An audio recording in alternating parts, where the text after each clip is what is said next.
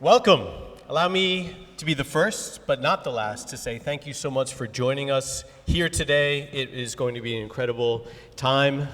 May we live in interesting times, and may we gather in places like this. My name is Alex Forrester. I am on the board of the Schumacher Center for New Economics. Very pleased to welcome you here, and also to start today's program hearing from an artist and musician who's here with us today, Eltavius Johnson. Eltavius hails from the Bahamas. He's a rising junior at Rollins College. He joined the Schumacher Center's team for the summer, where he's been working with us, and his skills have been most valued and appreciated, but his voice, as you will see, may be his greatest gift of all. We are very proud to call him one of our own. Join me in welcoming Eltavius, accompanied by Jack Brown, the conductor of the Berkshire Lyric.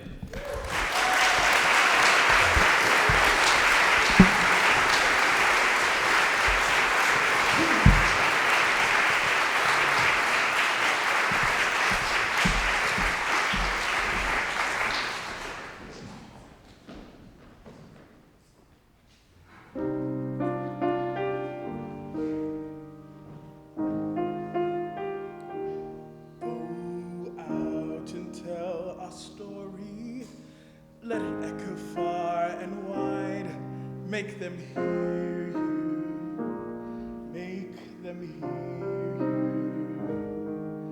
you. How justice saw a battle and how justice was denied.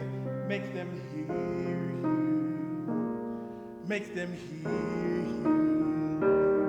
And say to those who blame us for the way we chose to fight, that sometimes there are battles that are more than black or white. And I could not put down my sword when justice was my right.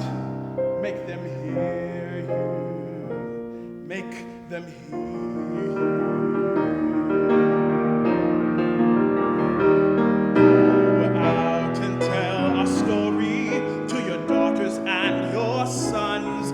Make them hear you, make them hear you, and tell them in our struggles we were not the only ones.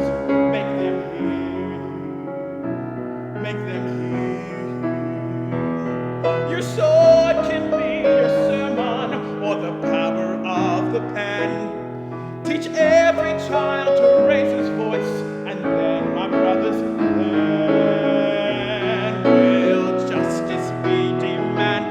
by 10 million righteous men. Make them hear you when they hear you. Oh, be near you again.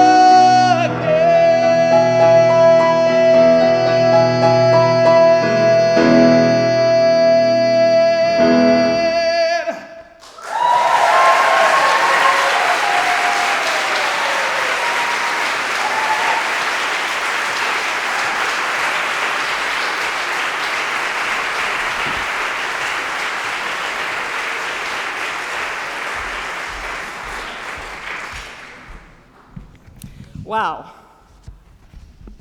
Hello, good afternoon.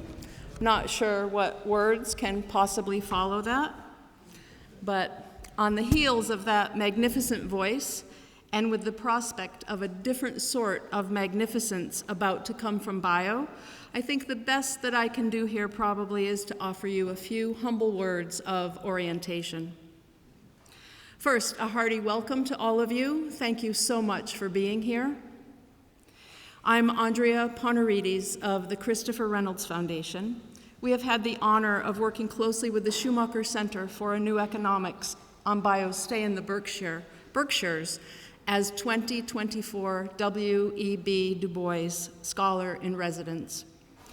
If you don't know the work of the Schumacher Center, please do check it out. They have been on the forefront of local economy issues for decades and are highly respected thought leaders globally regarding local currencies, the commons, landholding, and land access structures. Please allow me to mention a few housekeeping details here. There will be a break with refreshments in the great room, which is right back there after Bayo speaks. Please use the note cards that were distributed as you came in to write questions for Bayo. And if you just pass the cards to the end of your pew, they will be collected. And following the break, please return to this sanctuary for Bayo's reflections on your questions. I'd like to acknowledge here the Council on the Uncertain Human Future at Clark University, without whose agile footwork the stay of Bayo and his family here would not have been possible. So this is the second time that I've been asked to introduce Bayo on this stage. Bayo's first event here was only a little more than a year ago. I know some of you were here, and yet one can almost feel nostalgic reflecting on our world at that time, especially given recent horrific global events and equally gut-punching occurrences here in the US. It's almost as if the planet is conspiring against us, or maybe conspiring with us, to ask us to finally connect the dots of history with an eye to where we're headed. I'm going to forego many of the things I felt were important that first time, the list of Bayo's accomplishments, his many appointments to and by prestigious academic and social institutions, a list of his innumerable publications and his impressive pedigree.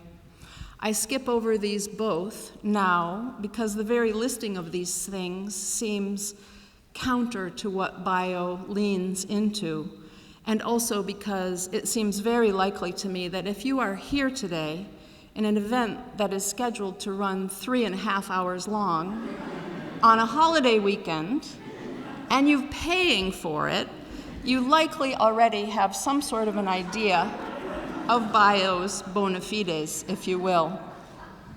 And if I'm wrong and you do want the lengthy tick list, please enjoy consulting Bayo's website or even his email signature. What I would like to offer you here now is a personal glimpse of what Bayo has meant to me and my work, in modest hope that it might be of some use to you as we prepare to hear his words today.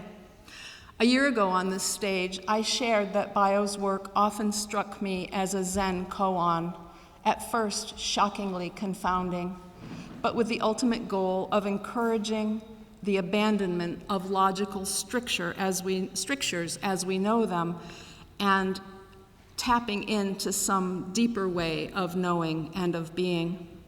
I'd couch that quite differently today. I'd now say that Bayo's work has cracked open, shattered an architecture of my personal and professional universe that had been carefully and lovingly and painstakingly constructed regarding my perceptions of this world and my role in it. Like me, I'll wager that all of you have been trained, some very highly trained, academically and otherwise, yes, mostly otherwise, to value certain achievements, accumulations, and ways of being. Our teachers, our professors, our mentors, our students, our bosses, our colleagues, our friends, our neighbors, our siblings, our parents, and our grandparents all have had profound effects on how we see the world and its probabilities and its possibilities. And then there's mainstream media and social media and the dark web, the supermarket tabloids, and what's written on the walls in public restrooms. Let alone what we do for a living, where we live, where we went to school, where we send our kids to school, where we go to church, or any faith-based venue, if we go to church or any faith-based venue, who we see at the grocery store, whether we even have access to a grocery store, or have traveled the world, or have never left our county. Here's a tiny, insidious example from my own childhood. My mom, a teacher, a union leader, a champion of young girls everywhere. Andrea, girls don't sit like that. I'm pretty sure they do. But no, maybe they don't. At least not in polite company. Okay, I'll file that away under how girls sit. Got it. Took me years to realize that man-spreading was not anatomically dictated. But I digress.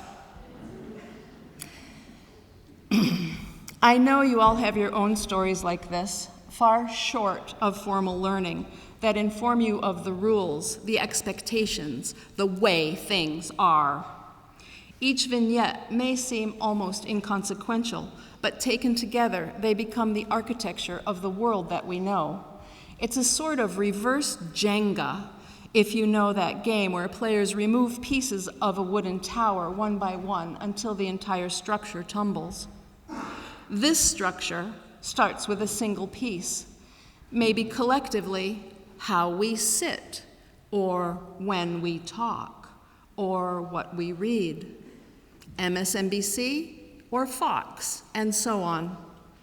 It becomes a complex web of interlocking norms, traditions, and mores implanted in our orientations and our logics. This infectious architecture grows to govern nation-states and multinational financial conglomerates, armies and insurrectionists. It determines how we see other beings, humans and otherwise, who are not like us. It pretends to distinguish for us the terrorist from the freedom fighter, and whether debt-based perpetual growth is the only possible character of a global economic operating system. These patterns, these rules, these memes, these ideas, they seep deep into our pores. We inhale, and in turn, we exhale them.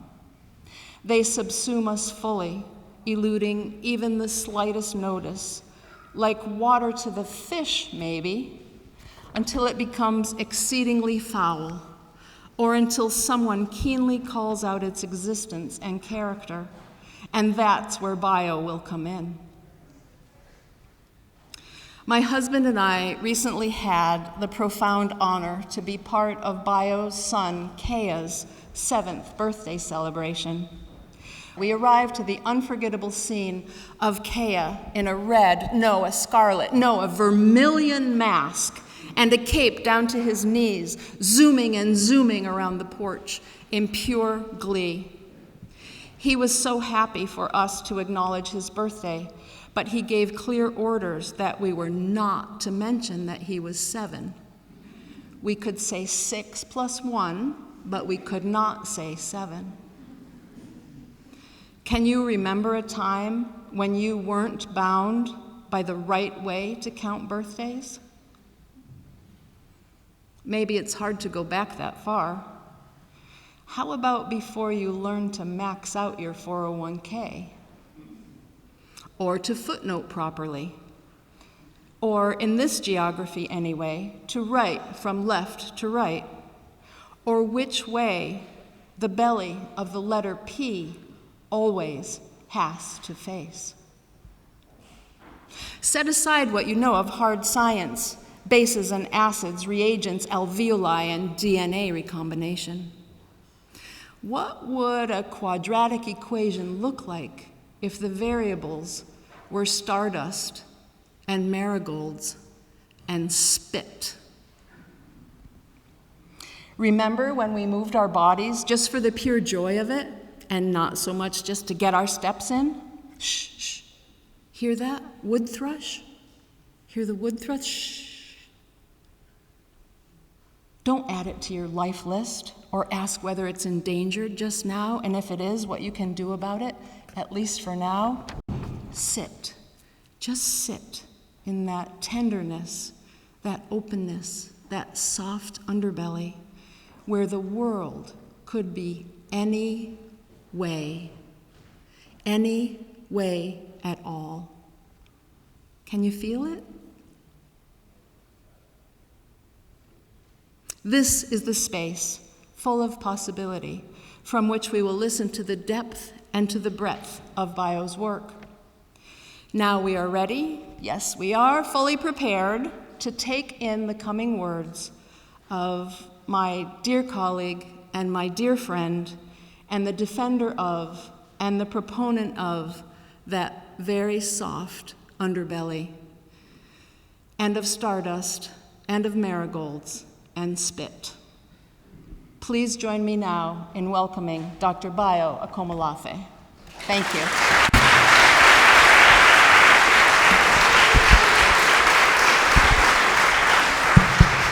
Thank you, thank you. Thank you so very much. Contrary to popular opinion, I'm actually here to sing.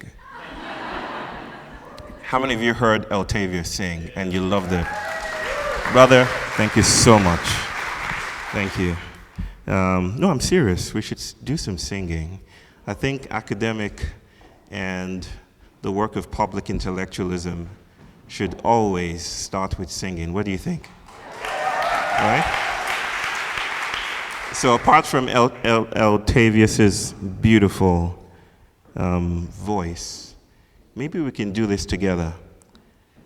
I'm gonna lay down my burden down by the riverside. Come on, down by the riverside. Come on, down by the... You can clap too. Down my burden, down by the riverside. Study war no more.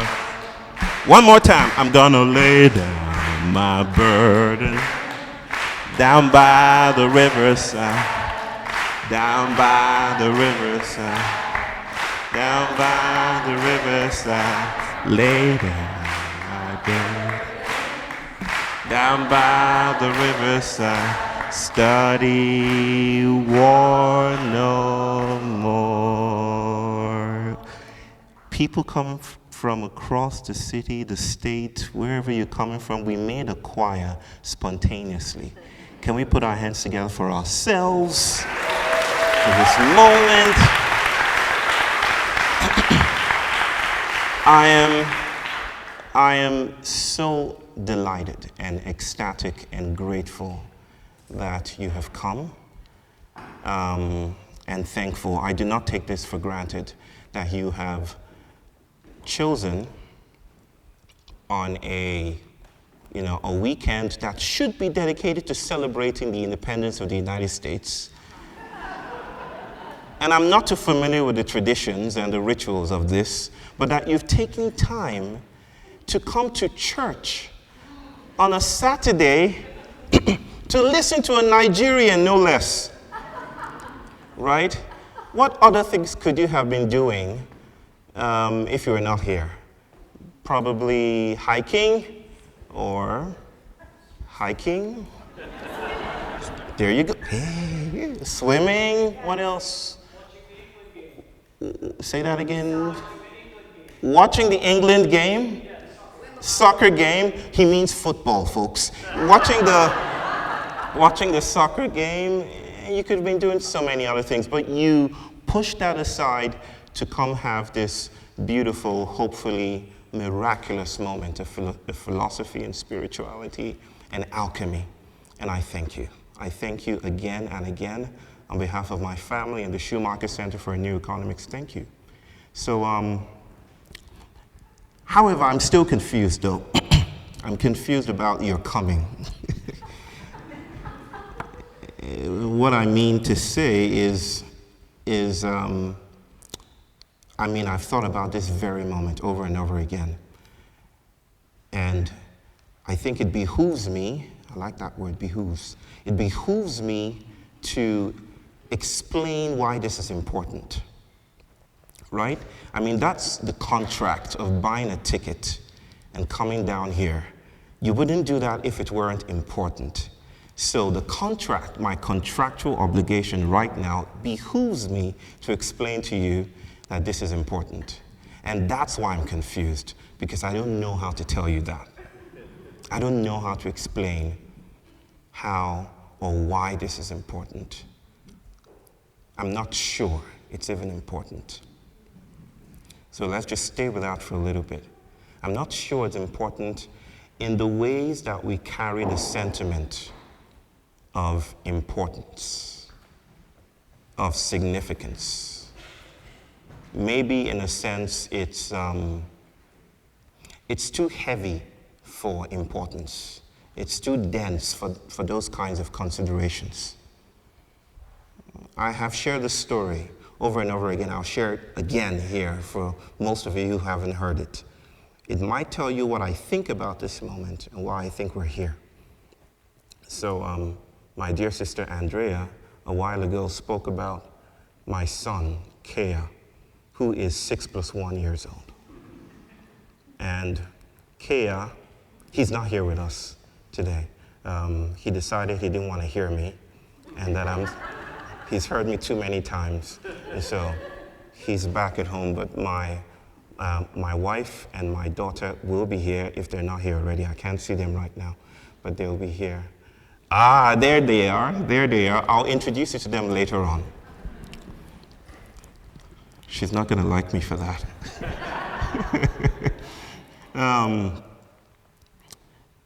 I was washing dishes 2 weeks ago, or was it 3 weeks ago? About 2 weeks ago.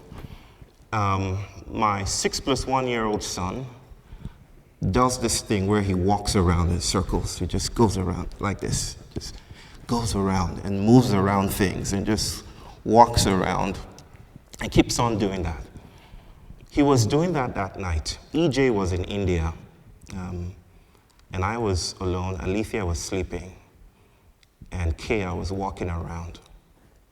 Now, I come from a tradition of people from West Africa, the Yoruba people, who are mostly trained to sit still. Okay, they're trained. There's this parental imperative where you are told to sit down, right? I'm sure it's universal, right? It's not just Yoruba, but you're told to sit still, to sit down. It gives our parents a form of peace, like just sit for a moment so I can collect myself. How many of you have done that recently? No one here is holy, come on. This is church, I know, but please, there's a confessional behind. I felt that urge welling up, you know. I love my parents to bits. My father is late, my mother is thriving. But I mean, most of the time when we're playing too much for her to handle, she might tell us, just sit down and sit still. We've all gone through those moments. And I felt that urge coming up, you know, welling up as I was doing the dishes, and it was just walking around. And it was not a quiet walking around, it was a, okay? Wooden floors and all. So I felt it came up here, and I was just about to say, Kea, could you sit down? Instead I said, I don't know, it was a miraculous moment of alchemy. And instead of an imperative or an instruction, a question emerged from my throat and through my lips. It was, Kea, can you tell me why you're walking around, or why you do this over and over again?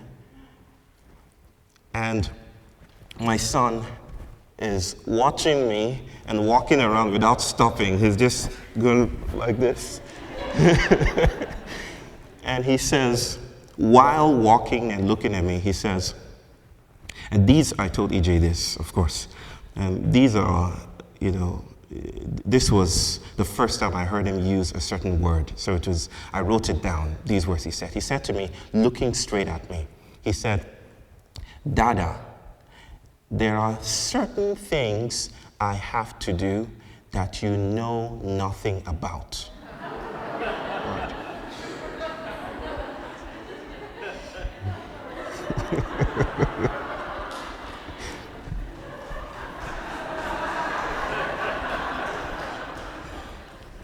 There are certain things I have to do that you know nothing about, right? And I said, okay. And I continued with the dishes. And maybe there's nothing there. Maybe there's really nothing to that. Maybe that's all there is. Maybe I shouldn't romanticize the situation. But I have been haunted by those words ever since he spoke them 2-3 weeks ago. I've been haunted. What else is there? Right? What lies outside of my neurotypical commitments and perceptions that is invisible, hidden from view, that is very potent and compelling for him to do? What else is here? What else is available? And that's the reason why I think that this may not be important. Because what Kea had to do, wasn't even visible to me. It was entirely invisible. It wasn't important. It fell off the spectrum of significance, right? It was pragmatically useless.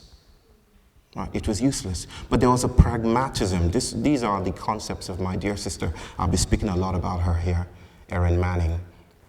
Right? There was something deeply pragmatic about what he was doing. Like it wasn't available for my capture, and yet he had to do it anyway. I think we may, as a species, as a people, be coming to the edges and the limitations of our notions of significance. And I think, like, who's that Greek hero just came to mind now? The one who couldn't get enough of himself? Narcissus. Hey, you're good. A+ for all of you. It'll be in your emails by the time we're done. Narcissus, so enraptured by his own image, and he cannot get enough of himself, so much that he melts into the river and becomes a daffodil. I think there's a flower called the Narcissus daffodil or flower. I think that's what's happening to our notions of value. Something about our times and these critical moments of chaos and loss and penury and suffering and war and disaster and questions and anxiety and overwhelm is inviting a deeper sense of staying with, a deeper framework, a larger perceptual framework than our notions of significance can offer. And I think that's why we're here. We're here to linger at the edges of the useless. We're here to stay with the trouble, the things we don't know. So, I'm not here to give you answers, despite my white kicks. I think people who have answers usually wear these, right? But don't be fooled by how white they are. I have no answers. I have questions. I have a sense of incompleteness about these moments that I want to invite us into, and that you already have a piece of. So there will be no complete answers here. In fact, a lot of what I'll be discussing here is right squarely in the middle of things. Quite incomplete, tentative, experimental, right? Some of them will move you in some ways, and some of them will move you in other ways. Just be attentive to it, knowing that I do not traffic. The person that you're here to listen to does not traffic in easy notions or convenient notions of truth, right? I dance with the trickster, with Eshu, the Orisha from the Yoruba pantheon, right? I dance with play, right? And I'm inviting us to play here together. I get it. These times are overwhelming. We're asking questions about politics, who's responsible. How many of us have spent some time, ever since October 7th, thinking about what you are called to do? What is your role to do? How are you responsible for the conflagrations in the Middle East? How many of you wake up feeling those kinds of questions? Right, I knew it. That's why you're here. I knew it. Those are the people that will come here, I know. Yeah, I do too. Because we're all called into this applause, this moment, this gesturing for something else. And that's why we stay here together. One more word about just referenced October 7. I'm a Nigerian. I'm African. I grew up in the maze of abandonment. I grew up learning not my language, but a language that I was told wasn't mine, but I had to master. Right? I'm good at that language, I think, now. I've invented some words that people have traveled with in the language, but the language is still a form of incarceration.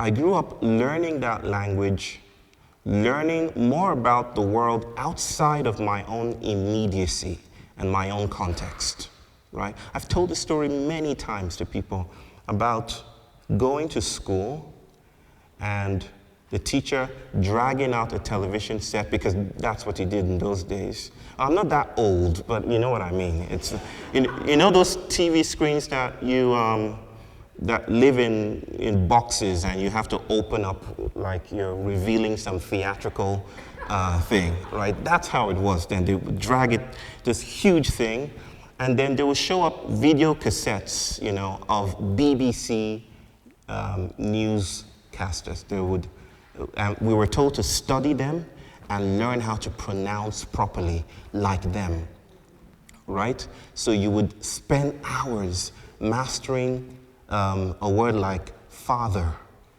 Father, not father, it's father. The schwa sound, right? It's not just the English pronunciation. It's learning about US, like I know a lot about US presidents. I knew more about US presidents than I knew about Nigerian presidents. This was what education was. We were educated out of context, out of relevance, right? To be educated was to be ready to go to the global north. And so I lived in apartheid, a conceptual apartheid, maybe the remnants of infrastructural apartheid, like South Africa. And so my affinities and compassions lie with Palestinians, with the people in Gaza, with the people who have been locked in, boxed in, numbered, marked, deterritorialized, maimed, beaten. However, if I were to stick my analysis and leave my analysis to a preference, or to just say that I stand with Palestinians, I might be risking perpetuating the same violent conditions that have led to the conflagrations in the Middle East. If I stick with a notion of solidarity that only sees through human anxieties, and this versus that, the left versus the right, the colonized versus the colonizer, I think I might be reinforcing white neurotypicality. I might not be seeing what Kea urged me to see, to sense. We often speak about violence as something that humans perpetrate. So this person is the perpetrator and this person is the victim. It's a convenient story, it's a convenient narrative. However, I think we're being invited to notice that it's not the people in the room per se that we ought to speak about right now. It's the room itself. There's something about the architecture of the ways our bodies are conditioned, habituated, and trained that invites me to notice that the violence is of the room. The violence is not the people in the room, it's the room. I want to move away from notions of colonizing and colonizers and the colonized, but I cannot risk perpetuating an epistemology, a way of knowing that only alights at the human actors. I have to blast away from there. And that is the reason why we're here. Because we cannot risk victory any longer. Because even victory is getting in the way. Ask people who look like me. Justice kneels on our necks these days. So we need something different. We need something else. It's not important, it's useless, and that is its emancipatory power. because it's useless, because it invites us to lose our way by walking around in circles. Maybe we might lose our way then. So, with my white kicks, I want to invite everyone to stand up. This is the point where we do a divine Kegel, okay? No, I'm just kidding. I want you to agree with me. Okay, agreement is a poor substitute for entanglement, okay? So I'm not saying you have to do this, but I want you to notice what I'm inviting us to co-create together. Not answers, not resolutions, but a sense of play, a sense of possibility, a sense of incompleteness, to release things from their ideological grips and to see maybe there might be something else beyond our perceptual frameworks that we're being invited to hold space for. That is what I'm inviting us to do. So we're going to enact a ritual. It's an ancient ritual. It's a real thing. What's the saying, Ashley, what's the saying about what stays in Vegas, something? What happens in Vegas? So what happens in church stays in church. Okay, so don't tell anyone about this. This is really solid stuff. This is serious stuff. I'd like you to go to 3 or 4, not more than 3 or 4. If you go to 5, there might be a thunderstorm, something like that. The gods might be mad. So just 3 or 4 people and welcome them with a hug, a tight hug that leaves them shaking in their boots or their white kicks. So go away from your seats and find someone.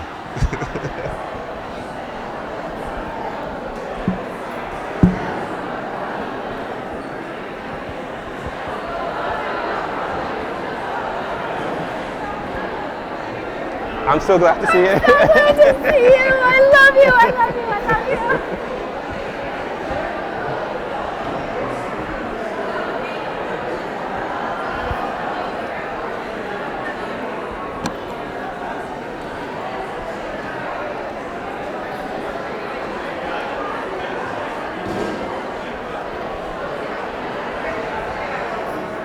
How are we doing, brother? All right.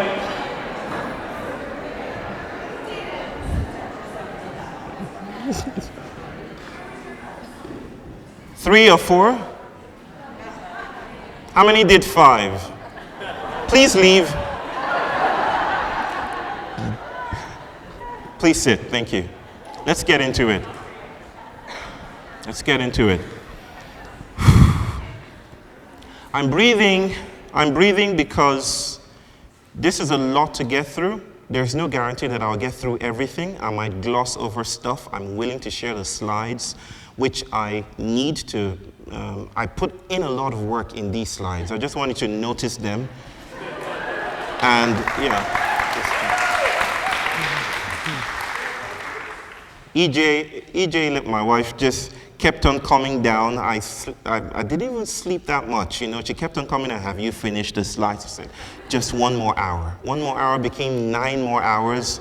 So this is just going to stay there for a while. Right. I call this May We Live in Interesting Times because I named this talk after an apocryphal curse. It's apocryphal because there isn't an empirical account of this actually being a real thing in China, right? You might have heard people say this before. I say this all the time. There are 3 of these curses. The first one is, well, may we live in interesting times. That's a curse. You're not here to be cursed, though. It is, well, you understand. So the second curse is, may you be recognized by the emperor.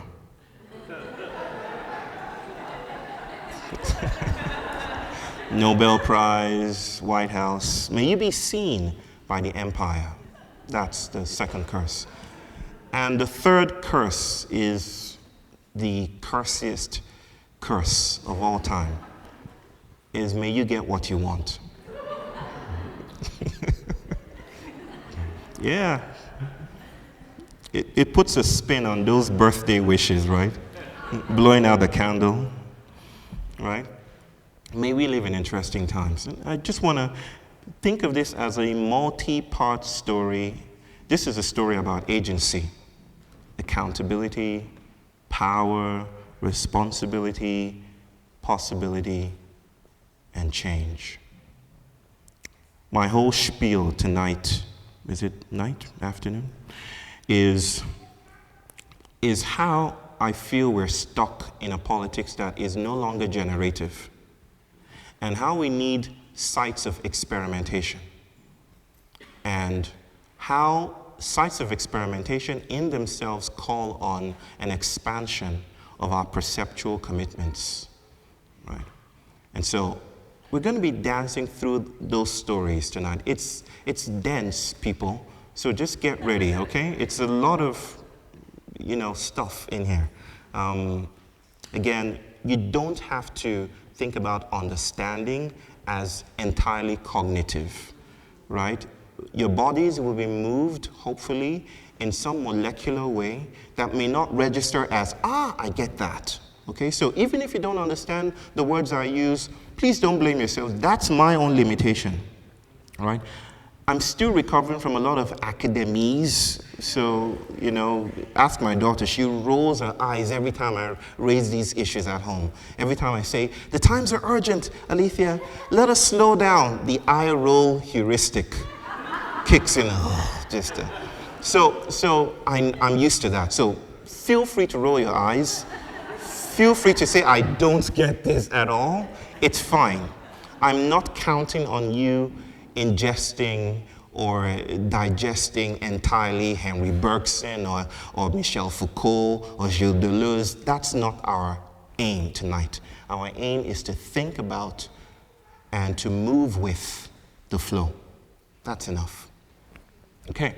It's about what we may be missing, what we're talking about this now, about the intractability of these times, the failure of politics, our anxieties about resolutions and justice, and the promise of the monstrous. That's what we're talking about this night. Right? Man, I love these slides. I really don't need this one here, but I just put it in. But something to say that like I said, I titled this talk after the Chinese curses because I feel strange dynamics are afoot that will call upon us to question the sacred cows, the presumptions, the presuppositions, the assumptions, the ideas we have about the way the world works. My dear sister, who's one of my best friends, Andrea, says, what did you say again? I shattered and crushed, and you used those very violent. I'm not hoping to do that tonight, but I'm hoping that we ease into something else, a different conception. Okay. Now, I'm going to tell this story in 3 parts, and I've kind of categorized these parts along the lines, or named the parts, part 1 and 2 and 3, according to 3 Jewish monsters in folklore. Some people are laughing. My brothers there are laughing. They're like, we know this one. Where's Adam? There you are. We had a conversation about this. Ziz, Behemoth, and Leviathan. I'm not going to say much about these beasts, except to say that Ziz is the, and I only got to know about Ziz a couple of years ago. I grew up learning about Behemoth and Leviathan. Behemoth is described as an ox or an elephant or some land creature. It's archetypal, it's primordial, it's huge. But it's theoretically significant to what I want to do tonight. Just as much as Leviathan is. Ziz is the creature for the skies, the a giant bird that is indistinguishable from the sky itself because it's so large. Its wings cover everything. In my view, Ziz is the beast of endings and beginnings. There's an atmospheric quality to Ziz, a stabilizing force that invites us to look up, to ask critical questions about how we are and how we are sustained. So let's begin with Ziz. And we're going to begin with an atmospheric question that I feel is at the very heart of some of the things we're grappling with as a species, but more importantly, as Americans. Is it okay for me to say that? I mean, I'm not American, I'm perfectly Nigerian, but it's okay for me to say that. It's not a con man thing to say. Okay. Part one is, are we free? Are we free? What's the anthem again? The stuff about freedom that y'all sing all the time. The land of the free and something, something of the brave. Yeah, you know it, right? I hope you do. We might be watched by now. Are we free is the question. How many of you would say, yes, I'm free? Raise your hands up. No, it's not a trick question. Come on, guys. I know I've told you stuff about myself. Just if a politician, say Barack Obama, were to stand here in white kicks and say, are you free? What would you say? Yes. Come on, don't be shy. Are you free? Some people are like, no, I didn't get to watch my favorite Netflix show, so I'm not that free. Well, I know you figured this out, but it depends on who you're asking, right? Most people will say yes, and most of the time we say yes, and I'm sure some of us who said yes had images of choices we make that might signal that we are indeed free. For instance, you get to choose between Pepsi and Coke. You can choose. You have the freedom to do that. You can say, I want Pepsi, not Coke, or that Kendrick Lamar beat Drake. You know, stuff like that. Did that pass over everyone's heads? Or some people, you know what I'm talking about, right? Okay, good. I'm getting to know my demographic. The capacity to regulate the power to choose between options, right? This idea that we are intrinsically free because we have the capacity to make those decisions, right, is the stable mythology of the United States. And that's that everyone, each individual, separate and separable, has a divinely ordained inbuilt capacity to be free, right? And I put there in parenthetical remarks, some more than others, right? But we mostly have it. We are mostly free because we have that capacity. Wouldn't you agree? Right?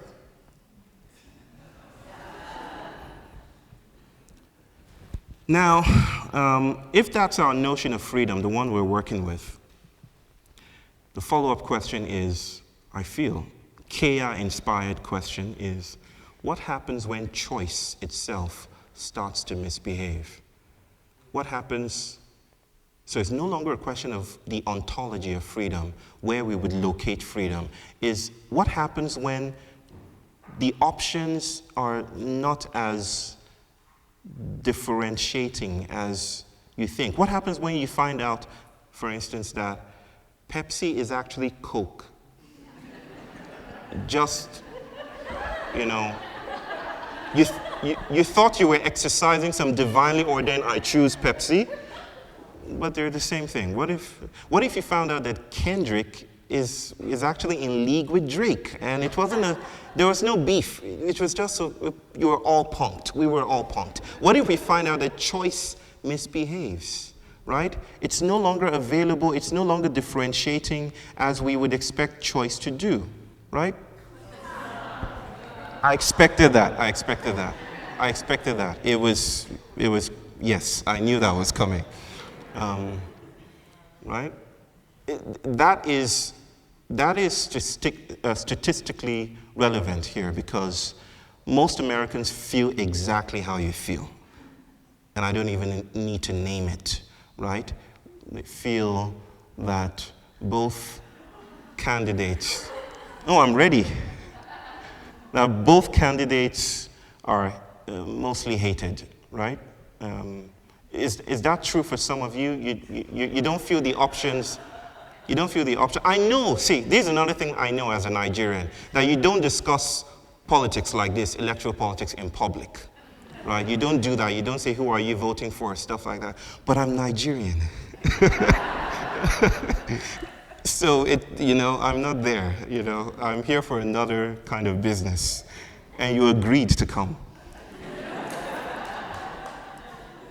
Most Americans are not digging these guys, right? I've heard people say stuff, this was a survey. I don't need to tell you this. You know this in your bones already. 8,000 Americans surveyed. No one is digging them, is basically the gist of this. Let's move ahead. I've heard people say, is this all there is? Is this all there is? Two old white men arguing about golf, Did you watch the debate, everyone? Anyone? No? Yes, okay. This is a crisis of epic proportions, right? I've heard that too. Slightly hyperbolic, but every electoral season deploys language like, this is an election of a lifetime. This will change. Everyone says that. Every electoral season has language that does that. So I don't feel that this is a crisis of epic proportions. I don't feel that it's a crisis because there are two old white men right there. I feel it will still be a crisis if it were a black woman and another minoritarian. I feel at some level that we are tired. We are tired and we are overwhelmed, and that electoral politics is losing its purchase power. So it's not about the people there, it's that at some level we're spilling beyond the logics of the nation state. Maybe not you folks, but I know a couple of people that are, right? But mostly to this kind of sentiment, there's always this sharp retort. Just get out and vote. Just go out and vote. Stop being undecided. You see, being undecided is increasingly pathologized. I don't know if you feel that. You cannot stand on the fence. Just say one already. What are you thinking about? It's either Pepsi or Coke. Just choose one. Pepsi is fascist. Coke is sweet. So choose Coke and live. If you pause for too long, then your ambiguity becomes politically pathological. It becomes apathy. And you see, apathy is the most dangerous pandemic to political systems.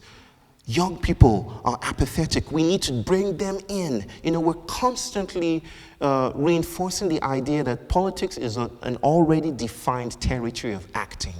And that all we need to do is gentrify the wilds, bring in those young people and drag them into the hallways of power so they can understand how the world really, really works. But I wonder if,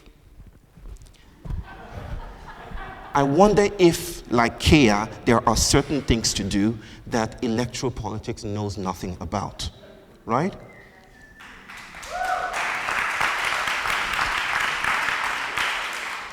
I also planned an applause there. I figured everything out. It's like a fascism of freedom, right?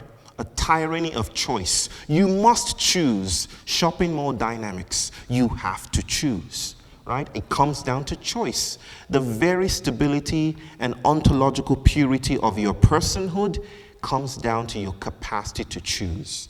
That is the American dream, choice. The accusation of apathy is premised on a troubling moral edifice.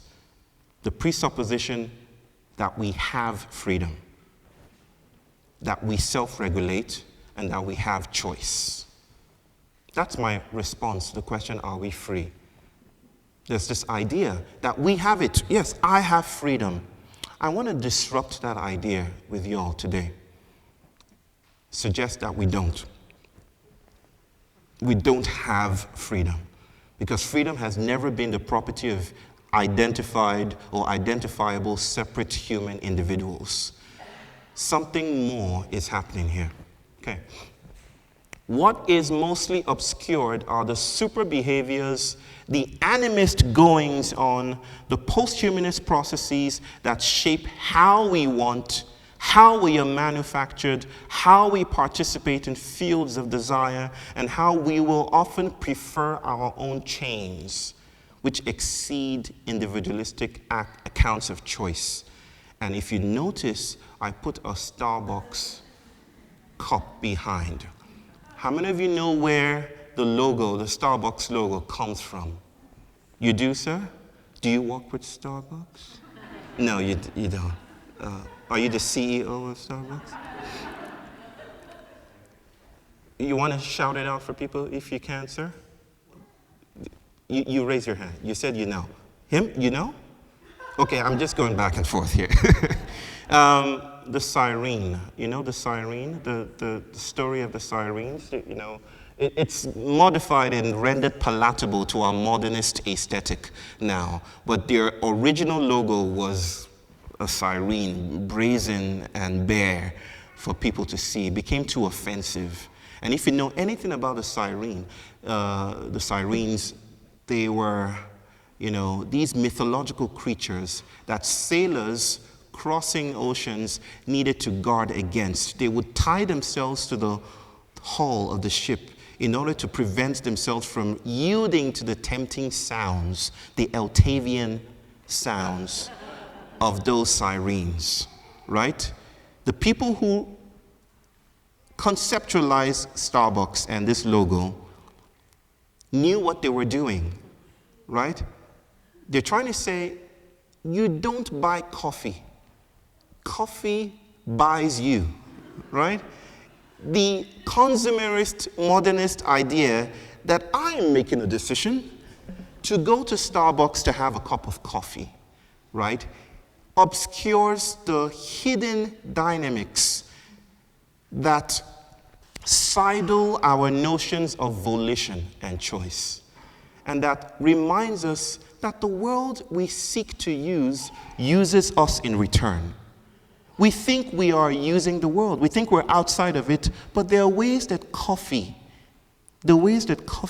uses us. There are ways that coffee deploys us. How many of you wake up in the morning and the first thing you reach out for is your phone? It's okay, this is church, and this is a confessional. Right, good. I want to remind you about that over and over again. I do it too. A notification bell, ding, and you're enlisted in hidden algorithms. It wasn't just making a decision, it's something deeper than that, right? So this idea that we merely make decisions obscures what I call super behaviors, meta behaviors, ways that we continue to do the same thing over and over again.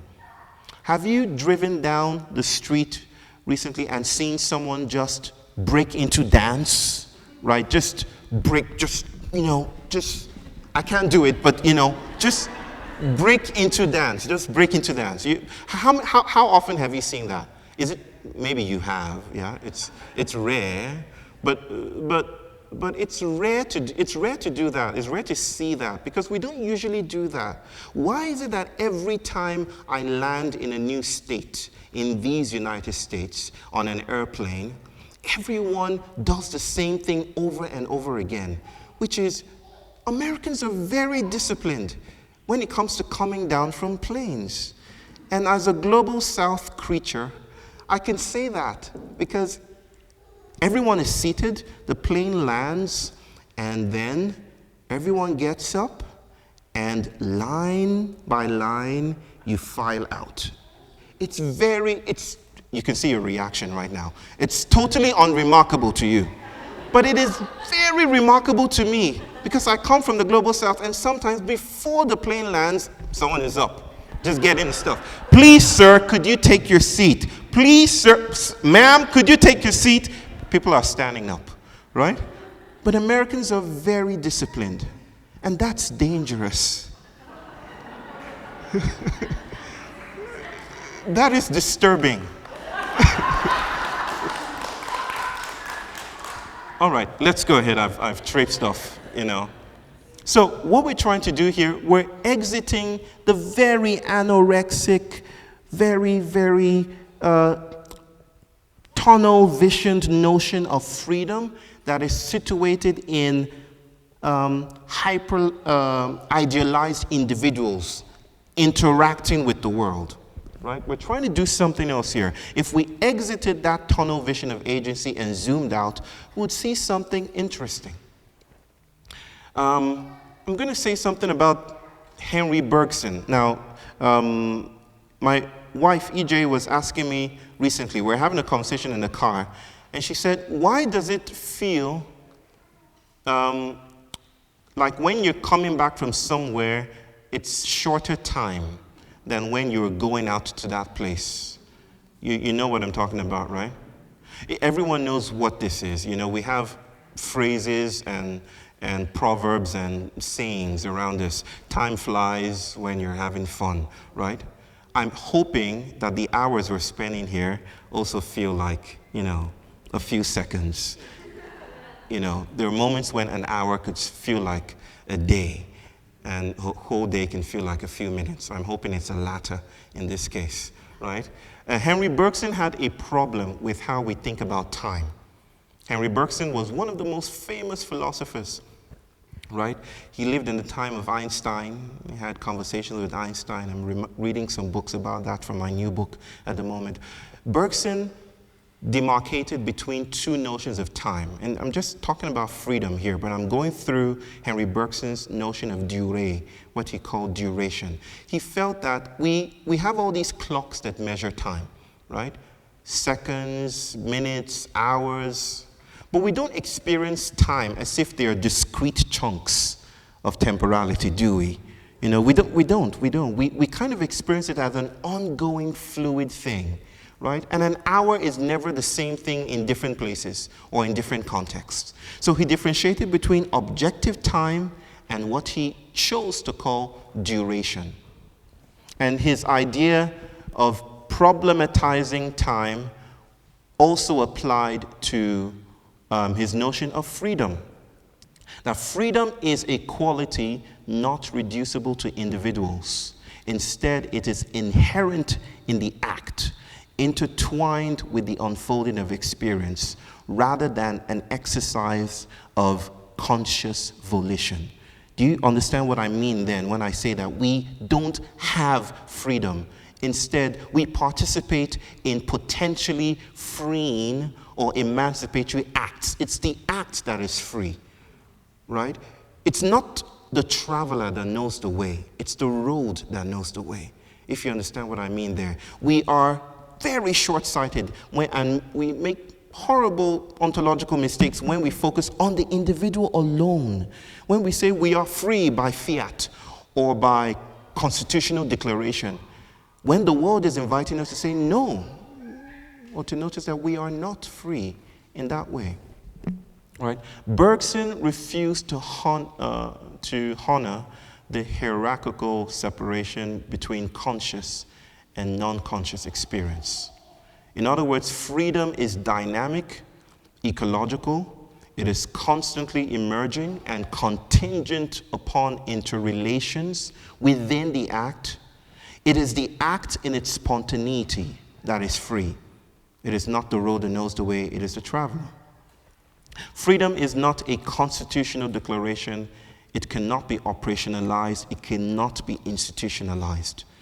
You cannot institutionalize freedom. In fact, I feel that if freedom were to walk right into this church right now, we would probably run away. We wouldn't know what to do with it.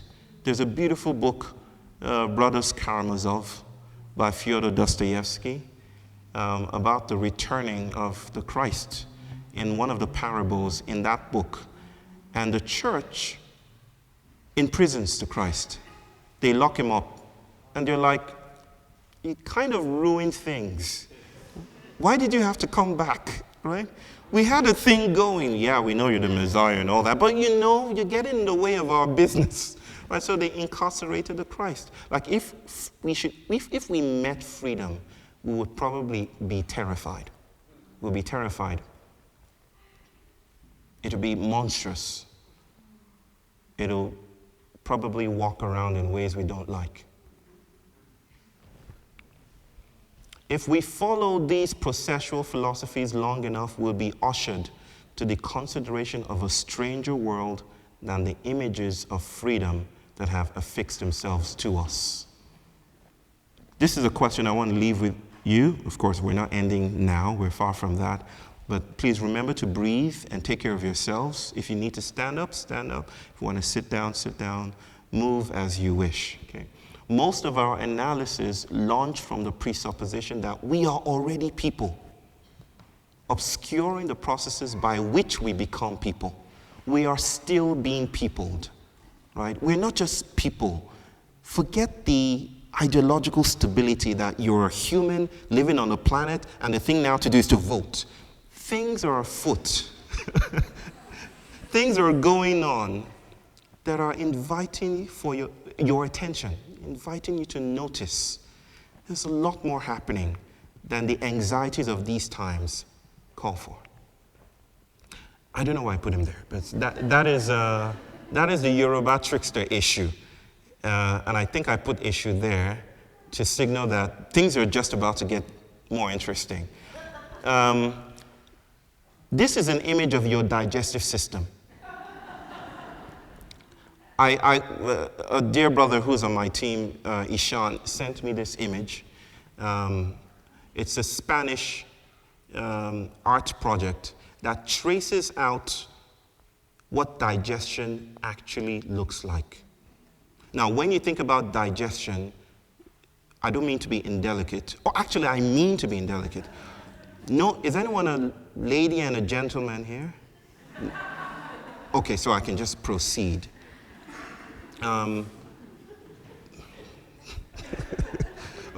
So, digestion does not stop when we expel shit. It doesn't stop, right? It goes out into Massachusetts on a quest, a hero's journey of some kind.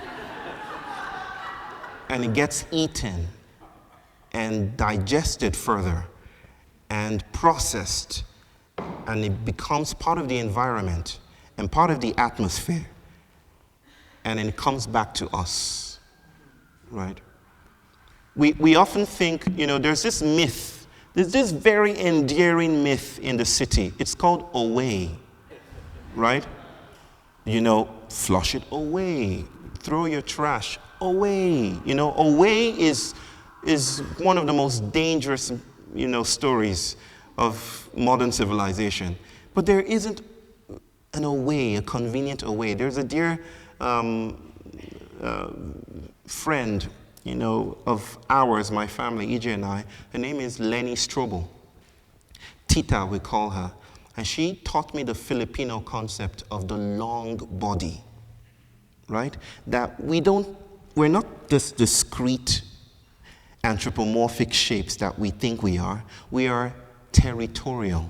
We are a terrain. We are a landscape. And so this tracing of digestive systems that involves trucks and chemicals and legislative frameworks and all of that, this is how we look. This is monstrosity. We don't look as well put together as we think, right? The image that comes back to you when you look in the mirror is a neurotypical convenience, right? You are scarier than you think.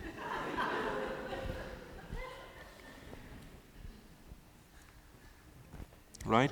I like what this brother, the artists, say here. I'm just going to see if I can find out. If food waste were considered a country, it will be the third country in terms of CO2 emissions into the atmosphere, behind the great and mighty United States and China.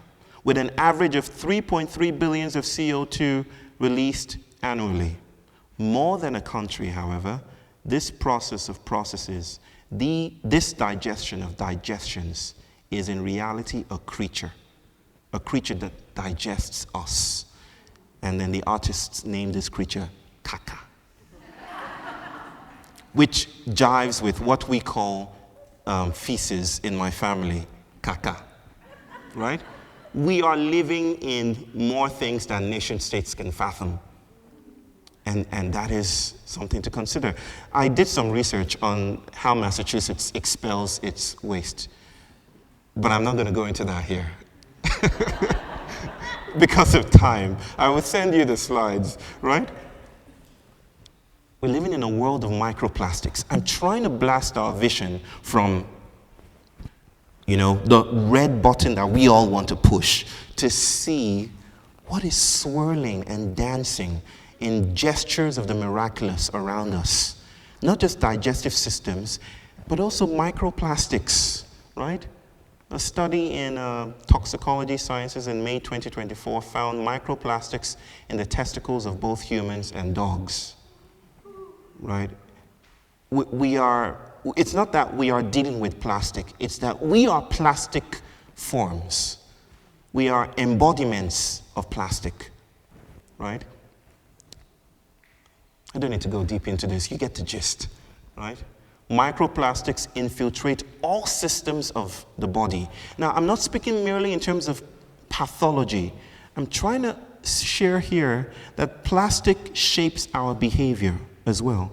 How we behave, how we move, what we perceive, what we want is all part of plastic generosity, right? Who knows that movie Ratatouille? You know Ratatouille?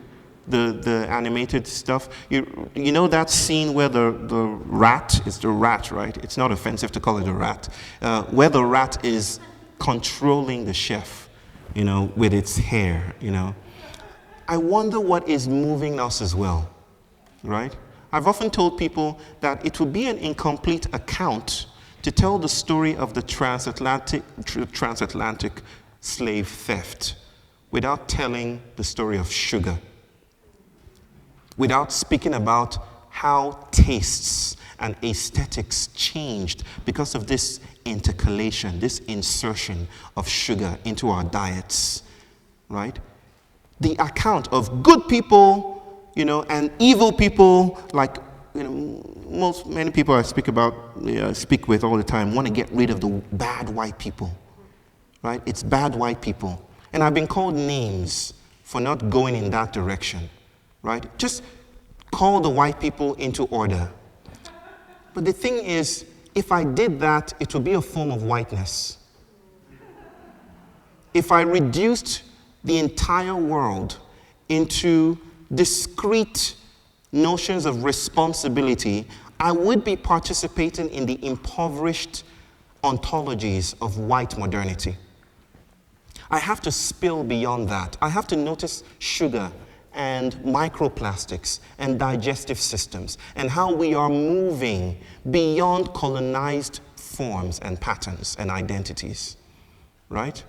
That even my black body is participating in whiteness in ways that I cannot always control. That I'm moving in these realms. I'm complicit in its creation. And oftentimes, even in my resistance of whiteness, I become part of its creation. I become part of its perpetuation. Did you know about dark fungi? Anyone? Dark fungi? There's dark matter, right? Now there's dark fungi, right? Terrible things. Well, not terrible, I'm just kidding. Scientists are writing about and discovering DNA from unknown fungal entities. They don't know what to call it. They don't know what to think about it, but it's there. It's just swirling in the air. E.O. Wilson called it movers and shakers of the world, right? That we are swirling in the ambience of unknown migrants, molecular fungal migrants. And they are also performing a politics that supersedes and exceeds our own linguistic convenience, That is a beautiful thing to hold and a very terrifying thing to stay with. But let's move ahead. So we don't make decisions at the shopping malls, okay? Instead, we make them when we're back home, when the shiny thing is already in our hands, right? Psychologists call this choice blindness or choice paralysis. We've made the decision and then we rationalize, this is why I bought this new PS5, or this is why I bought these white kicks, right? We constantly think we are preempting or outside of the world of microplastics and dark fungi, but we are part of it. We are exposed, people, right? And the freedom does not reside in your chests. It is somewhere in the carnivalesque environments around us. And we're being invited to lose our way to get it, to feel it, right? So I want to invite us to think about something that I call the sensorium, okay? What's the time? Can someone tell me the time, anyone? Just 3:02. Ooh, I have 30 minutes. Okay. Let's see if we can do it. Can I do it? 30 minutes? Just give me some. Okay. Like I said, there's a lot to get through, and I will not get through them. But just remind me when it's 3:30. I want to be able to finish on time because there's something important we have to do. I call this field that we're all in the sensorium. Everyone say the sensorium. Turn to your neighbor like it's a moment I'm inviting you to say hallelujah and say sensorium. The louder you say it, the more Schumacher will send thousands of dollars into your accounts. Okay. I can neither deny or confirm that that is true. Sensorium. Now, it's a word that has been used. It's used to describe the assemblage of perceptual capacities that the human body has. But I'm expanding that to refer to something else. My definition here, the sensorium refers to the expansive, dynamic field of socio-material practices and relations that shape and condition the potentials for perception. It's more than just humans. It's a field of interactions and relations and dynamics and patterns and intensities and thresholds and possibilities that involves fungi and all of that. It encompasses not just human sensory experiences, but the entire ecology of human and non-human interactions. It forms and informs how we sense and transform each other and relate with each other. Okay, that is Ziz. Part 2 is behemoth. And behemoth is the beast of stability. We're moving into the places now that I'm very interested in sharing about. I feel that behemoth, which I describe it as the phenomenon that emerges when a moral arrangement, which is what a sensorium is, a moral arrangement, exceeds its limitations. When it's no longer doing the work of presenting options, behemoth is roaring and moaning, and in its bovine animality, it's doing strange things, right? So let's think about behemoth through the sensorium. I have said that the sensorium is a field of relations that speculatively disrupts accounts of independence. You are not independent, right? You have been lied to that you are independent and you owe ecologies no debt. No, you are not independent. Neither are you the proprietary owners of intelligence, I dare say. Intelligence does not belong to you. It belongs to the world. We are participating within fields of becoming. It is not yours. Your name isn't even yours, right? You are ancestral becomings. You are part of intergenerational traumatic longings. You're part of ecologies. You are indebted. You are not free, sir. You are not free. And that's what the sensorium teaches us. We are participating. Now, thinking about a field of acting together with has never been more urgent, perhaps, than now. Now, one dominant sensorium, I want to name riskily the sensorium that is dominant, the field that it seems we're in right now. And I'm heavily inspired by thinkers like Sylvia Winters and Frantz Fanon and Gilles Deleuze and Edouard Glissant. All these philosophers inspire me, and they would speak about the man. That is how I would describe the sensorium we're in right now, the man. The man is a sensorium of categoricity, and I'll say something more about that. The man is a post-humanist, I'll explain, biopolitics, I will explain as well, of relations characterized by whiteness and neurotypicality. If you know anything about my work, you know that I do not make the mistake of reducing whiteness to white-bodied individuals.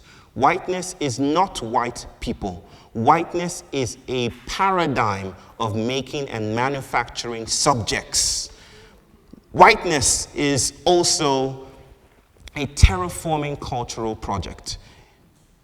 It's a socio-economic racializing paradigm that reaches out and uses and deploys bodies and minds to frame a world.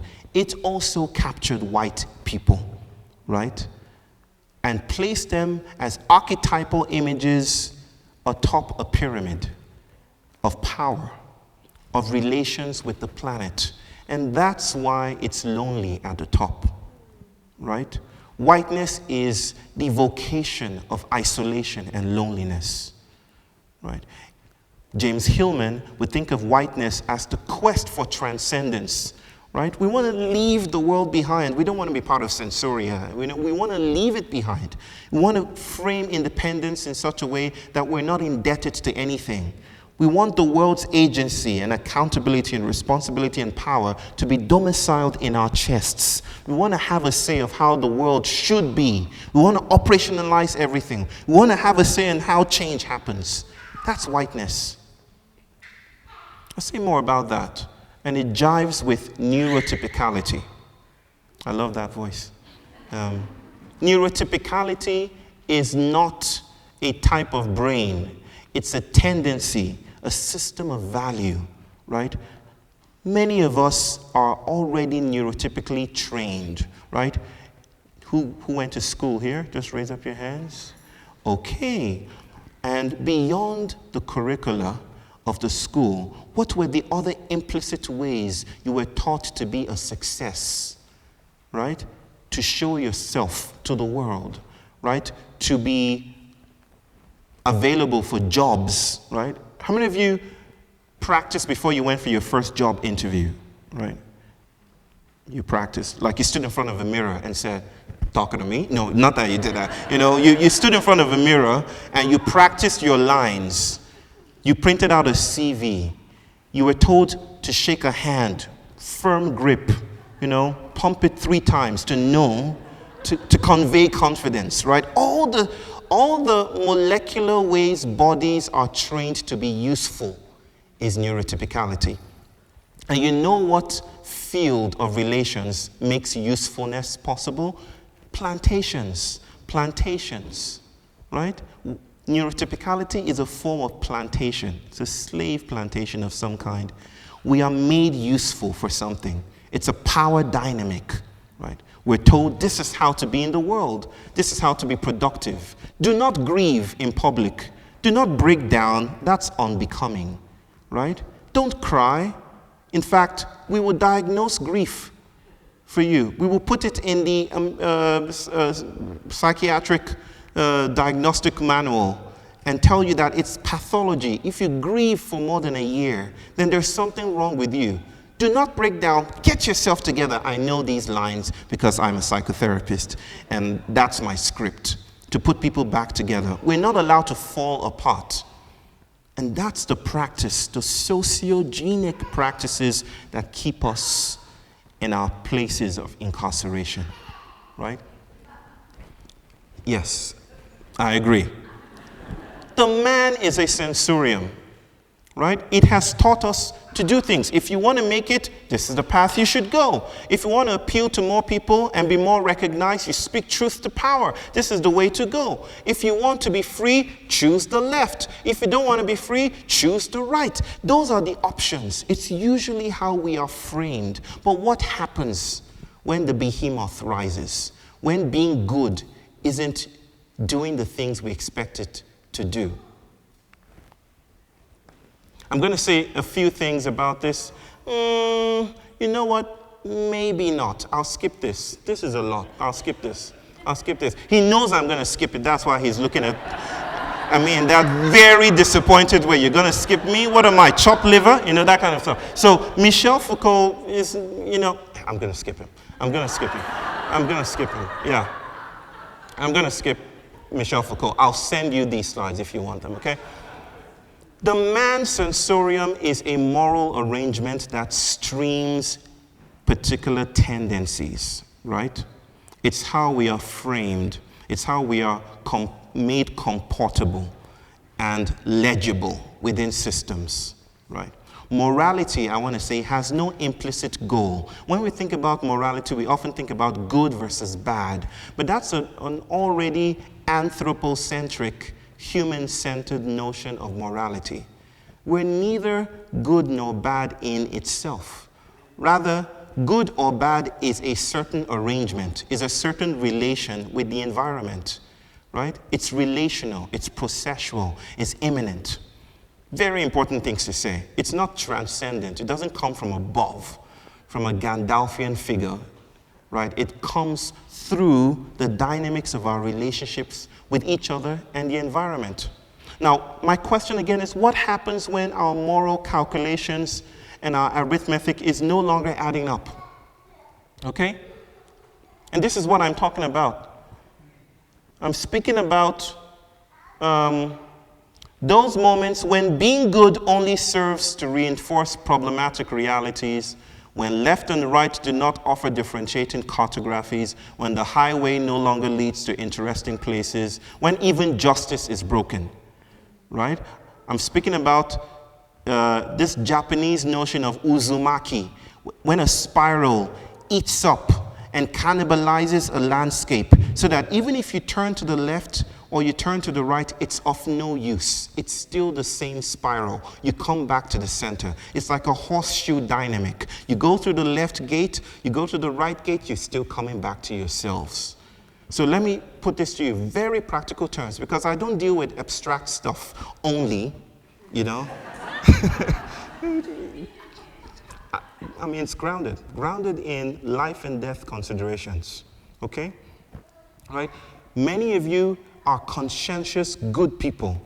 You take a lot of care in taking care of your environment, in keeping the environment clean, in putting the plastic in the yellow thing, in the blue, is it blue, red, green, blue, black? It has a color. You put it in there, in the stuff, and you say, I'm good. You don't say it out loud, but it's a script. You tell yourself, I've done the right thing today. I'm in eternal solidarity with the planet. I'm helping the planet heal. This is a good thing. These are the things that we do. These are the things, the songs we sing to ourselves. Now, that may have worked in a different time, but it is increasingly difficult to escape the analysis that 90% or more of discardable material does not go to away. It goes to the global south. It goes to Ghana, it goes to Kenya, it goes to Vietnam. All the activism to save the planet, right? The green conscience work, all of that, which is very important, not to be dismissed, right? We're talking about our imbrications in larger territorial effects than individuals or collectives can manage. Patterns that are strange, right? Even in your space, even in your religious fervent, ritual, something is happening that disrupts your goodness because your goodness isn't working any longer, right? It's going to places where it shouldn't go. I had a conversation with people in the fashion world recently, and they were talking about fashion sustainability, fashion sustainability. And I remember having a conversation with them and speaking about waste colonialism, right? That 15 million pieces of clothing goes to Ghana and has actually formed a small cottage industry called the dead white man's clothing. The dead white man's clothing. It's a cottage industry. It's not a curse or something. It's a way of saying the person who wore these clothes, dead. Now you can wear it for a price. I'll give it to you for this price. Right? That's an industry that is thriving in the global south. 70% of those 15 million weekly pieces or weekly arrivals in West Africa is discarded illegally, just everywhere. Part of our food, part of our rivers is everywhere. This is the righteousness of the global north. This is the righteousness of our times. We are good, but being good is no longer enough. Something else beyond the moral containments and categories with which we think about the world is calling for us. This was in 2019. Where does your plastic go? Global investigation reveals America's dirty secrets. Just put that there for soft laughs, right? To say that something is happening when it's not that we're not paying attention, it's that even if we paid attention, there's hardly stuff to do, right? What? You want to stop throwing your trash and demarcating it religiously? You're going to do that when you get home. You're going to do it tomorrow morning. You're going to keep doing it. And that's the point here, that we are subject to larger forces. Even with this information I've just given you, you're not going to stop. Even with the information I will give you right now, that your phone and its operability is dependent on Congolese children going into cobalt mines, right, in Africa, getting poisoned in Morocco, blackening of the teeth of elders and children. Are you going to drop your phones on the aisle as you leave? No, you're going to make a call and say that this lecture was profound. You're going to say that this is good, but you're going to use the phone anyway. I had a brother who told me, I'm going to get people off Facebook. I'm going to get people off Facebook. I'm going to get people into the gardens to do lots of stuff. And I remember asking him, tell me how you're going to do it. He was in Hopland, California. He said, I'm going to start a Facebook group. Right? It's not that we're not thinking hard enough. It's that we are part of larger dynamics. And we repeat these dynamics. Right? Just a few lines about biopolitics. Maybe Foucault insists on being heard, I guess. Right? I tell the story of Prometheus all the time. Now, I've formulated a term to address these dynamics, what I'm talking about here. And I'll tell you what that is in a short while. Biopolitics is about governmentality. It's about biology and power. It's the idea that our bodies are not ours. They're subject to nation-state dynamics, to statistical variation, to notions of the population, to ideas of normativity, right? Every time you walk through an airport, you're part of a biopolitics. You're marked, you're searched, right? There is an idealized generic form that is printed with which you're supposed to fit that image, something like that, right? We're constantly being engineered because life is constantly being organized. That's, in short, biopolitics. Remember the Chinese one child per family policy? I think that ended sometime in the 90s, I can't remember.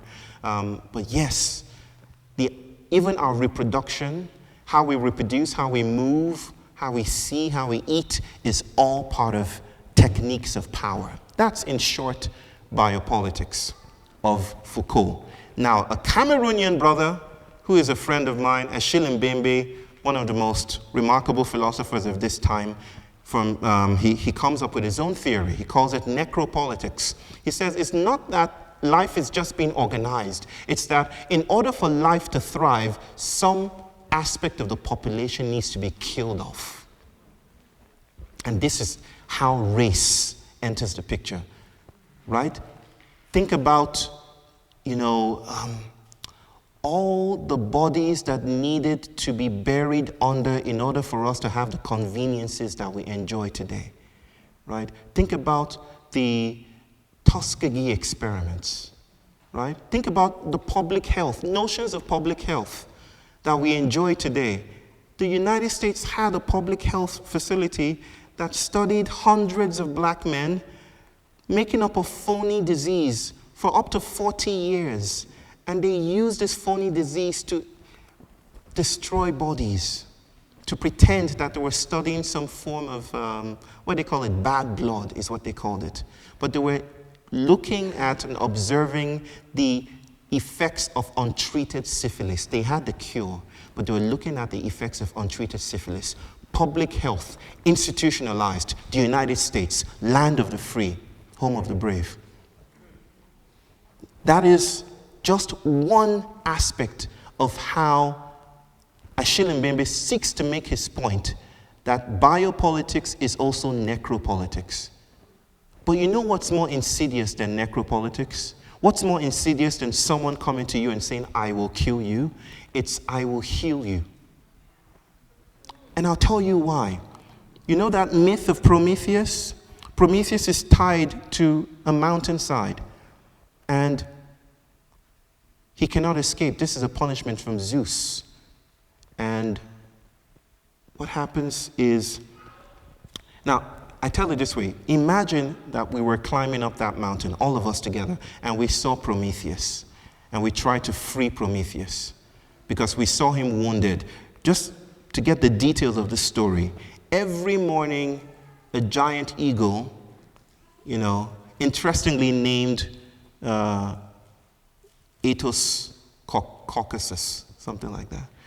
Andrea, you can correct me. Thea, you can correct me. I think it's great eagle, something like white eagle. Yeah, white eagle. Very, very, resembles the notion of the United States.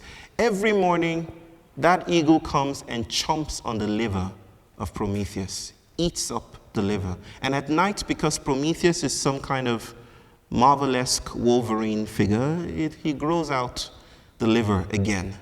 And in morning, it continues. This is his punishment. Now, imagine we met this dude tied up to Mount Caucasus, right? As it was called. And we noticed that he was healing up. And we decided to congratulate him on his healing. He would probably, as I say over and over again, he would probably spit in our faces. Because in that moment, he would be critically unable to distinguish between trauma and healing. Because the same process that has led to his well-being is proliferating his demise, right? The ego, in fact, he would prefer to die than to be incarcerated on that mountain. Iatro-politics is what I call this dynamic. Iatro-politics. Iatro means healing, well-being. And well-being has taken up an insidious aesthetic, a dimension. Well-being is gymming.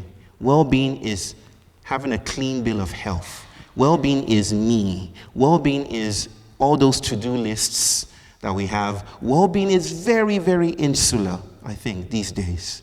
The ways that we calculate well-being. Little wonder well-being is becoming a $1 trillion industry in 10 years. What am I saying? $12 trillion. And now, I'm worried about the fact that well-being was skyrocketing. The well-being industry was skyrocketing during the pandemic. Does that make sense? Right? During the pandemic, well-being was making a lot of dough. That doesn't make sense to me.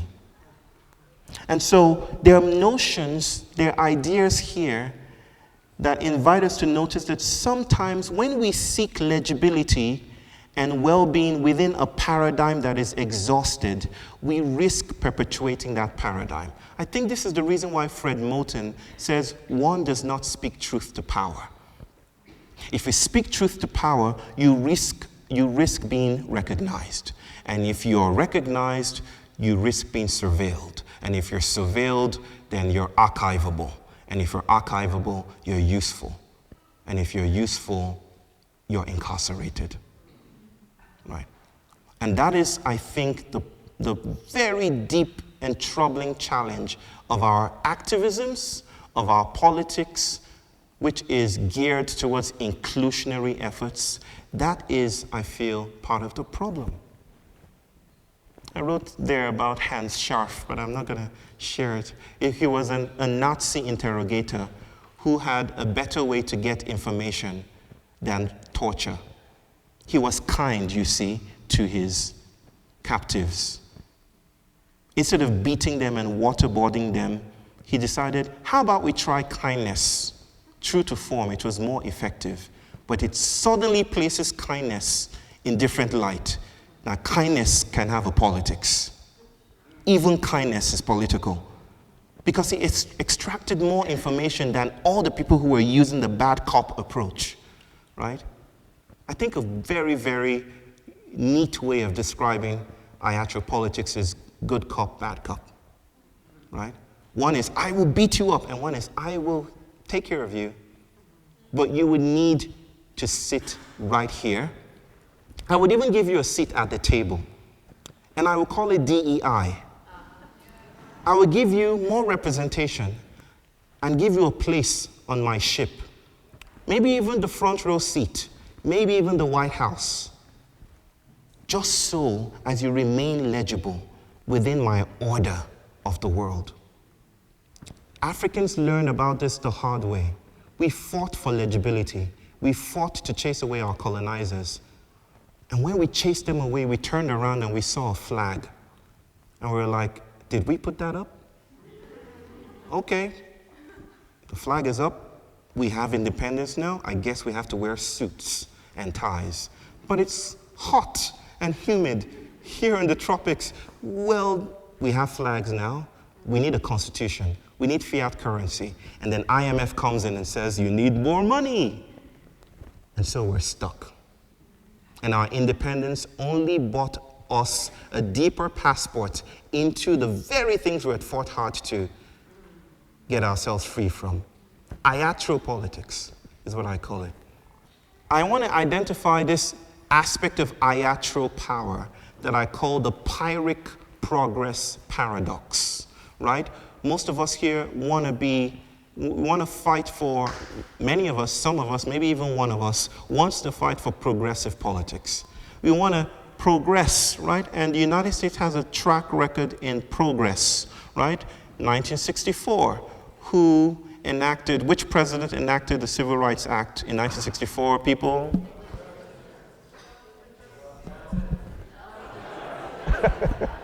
Of course, you know your stuff. Lyndon Johnson, right?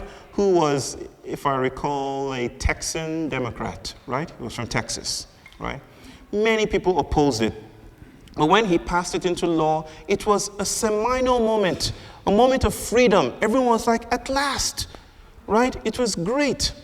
And yet, my thesis here is that within the sensorium, the exhausted morality of white neurotypicality, even progress can become dangerous. That some compensatory regression happens with every march of progress, right? It's like you have been fighting for access, no problem, I will grant you access. Here's the room, but then before I leave the room, I defecate on the bed. That seems to be the case right now with what I call pyrrhic progress. It's pyrrhic because the costs of securing this progress seems to outweigh the thing we're fighting for itself. So there's a lot here to talk about. Welfare state erosion. I will send this to you. Carceral expansion. Maybe just one example about social spending. That ever since that moment in the 60s when civil rights acts were enacted, it seems the welfare state has reduced. Social spending has increased, but direct spending on people's lives to help people to live their lives has reduced, right? The thing we're fighting for seems to be moving its goalposts, is what I'm trying to say, okay? Carceral expansion. Since the 70s, incarceration rates have skyrocketed from the 70s to the 2000s, disproportionately affecting Black Americans. After the Civil Rights Act was enacted too, the war on drugs kicked up, right, in the 70s. So it seems like immediately whiteness grants you access, it shifts its modality and its body so that even though it's granting you a room or a pedestal and saying, come hither, I will also give you attention, it takes away something else. It takes away some other force, some other stability, so that it can keep you tethered to its anchorage. That's what I call pyrrhic progress, right? Some might argue that this means we must keep fighting. We just keep fighting for more progress. But I wonder if there isn't something else to do. And that's what started us out, that maybe there's something else to do other than fight for progress. Doesn't mean that we should stop fighting for progress. We need it. We need to pay our bills. We need to do stuff with representation. Representation matters. Right? There's no dismissing that. But if our politics were exclusively focused on that, if there were nothing else to do except walk this straight and narrow that has been predefined by the nation state, then we're in trouble. And then we'll keep on going around in circles wondering why nothing else is happening. Right? So we end with, where do we go when carceral dynamics like pyrrhic progress, paradox, and Iatro power become powerful? And that's how we end. We go to the Leviathan. Leviathan is a riverine spirit. Right? Slippery, snake-like, but I think is the archetypal beast for dispersal, for transformation. Water.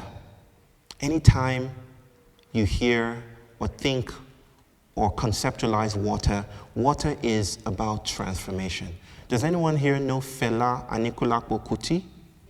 I know you do, sir. Immediately you walked in, I knew you do. Alex, I know you do. I know you do.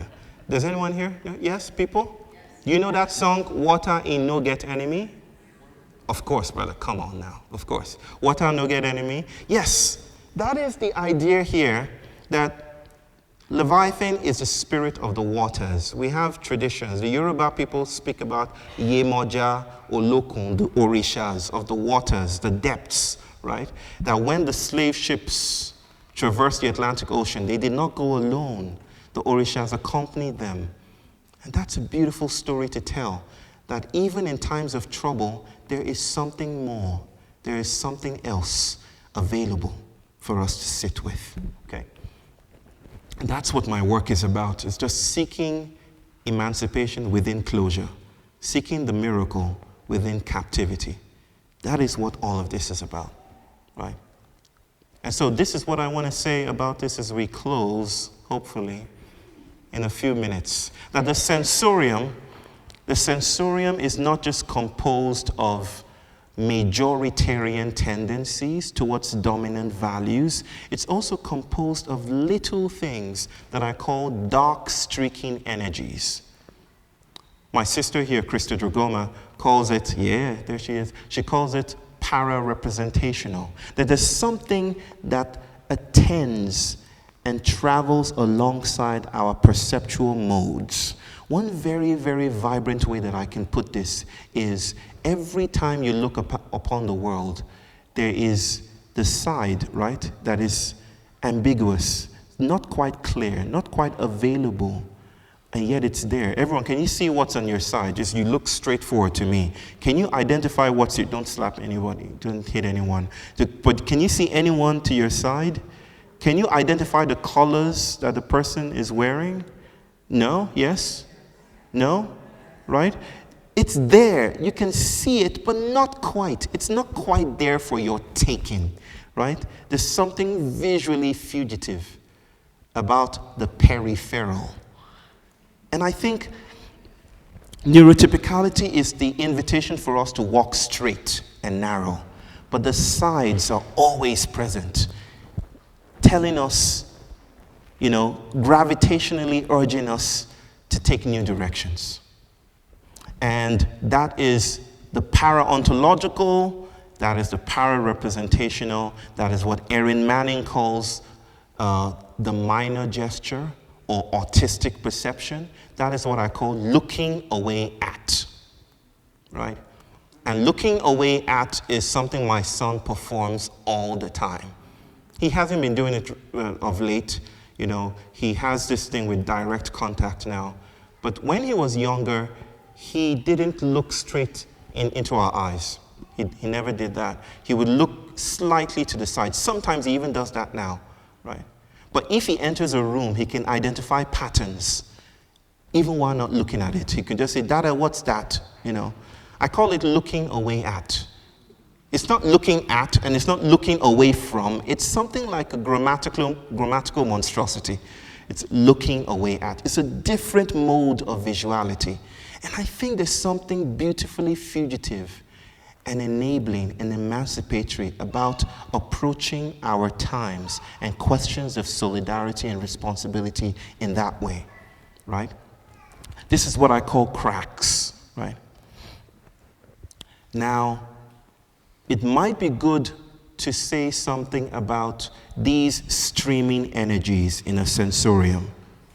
I distinguish between the monster and the monstrous. I'm not going to speak about the monstrous except to say that we're living in times of the monster.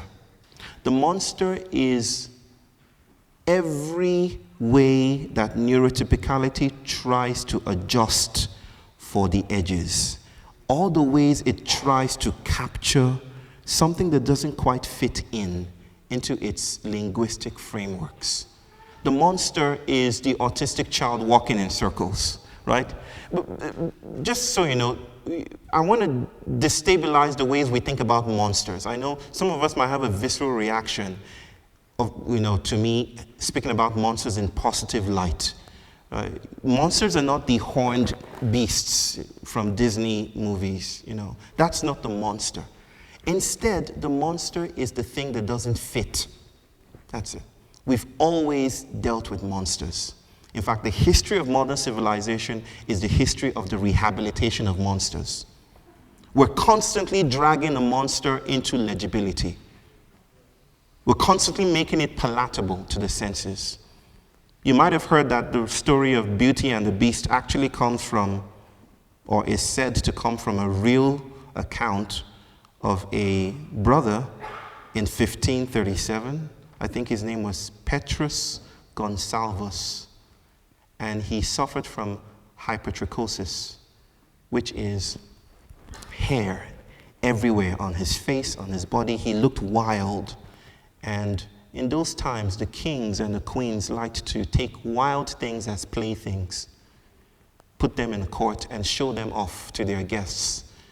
And somehow this Petrus became a wild thing in the palace. He had all the privileges, Iatro power. He had a good room, he had food anytime he wanted, but then when it was time to dance before the guests, he was dragged out.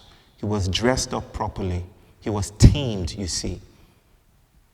And that is what the monster is, constantly being tamed. My invitation to us is there a way to think about not taming the monster? Is there a place where we can sit with the monster instead of trying to rein it in? Could sitting with the monster be a cartography in itself, a politics? Maybe beyond questions of who do we vote for, maybe the question now is, who do we sit with? What do we sit with now? What monstrous form is emerging in our society, in our collectives, in our neighborhood that we want to sit with? What psychic syncopation is urging us to lose our way? And how can we make that a politics? How do we take care of ourselves as we host and make sanctuary for the monster? not for ourselves, but for the monster. What is erupting from the planet? Maybe when the world wants to change new possibilities and introduce new projects, it sends things that we name pathology. It sends a pandemic. We have been praying for some climate response for decades. And it seems to me, as terrifying as that might sound, that in some way the world responded with a pandemic. It took lives, it was horrifying, but at the same time, it did something. There were miraculous moments in those moments of deep suffering where people started to notice, I don't know if you saw videos of animals on the streets just roaming about like, oh, they're gone. Thank goodness, right? No traffic, nothing. And then new sociality started to emerge. It was very strange to see. And yet, it seems like that's how the world introduces dynamic, different differences. It throws stuff, and then we call it pathology, or we incarcerate the Christ, or we do something else that locks it in. We tame it. I feel there is a politics that is urging us to sit with the monster instead of trying to tame it. Instead of trying to put it in the family way, instead of trying to tell it to sit still. I'm going to skip everything I had to say about white syncopation, which feels very important. I would urge you to read some of these things. I'm still here for a while, so we don't have to be so formal. We can have conversations, and this will continue in some way, I hope. But there's a lot I wanted to say about white syncopation that I will not say, that has to do with how we host monsters and all of that. There is no time. There's always little time, especially when you do a slides for 61, a presentation of 61 slides. And no one asked you to do that. All right? Maybe that's not the thing I should have done. But this is always my worry. Like there's so much to say, but there's so little time to say it. But I'm going to end with this. Now, what has any of this got to do with me? You probably are asking, or maybe not. I anticipated you'd be asking it, but maybe you're not asking that at all. There's this invitation that I want to share with you. And it's to read between the lines, okay? The lines are tempting. The thing to do is to read between them, across them, right? Diagonally, in ways that are disruptive to the linearity of intelligence. There's something about these times that's calling for us to think outside of our logics. And I think it's becoming increasingly possible. I want to tell us that we are part of a mass disabling force. Every one of us here comes with a morsel of trouble. And by trouble, I mean good trouble. I mean you're holding a piece of what this politics needs to implode.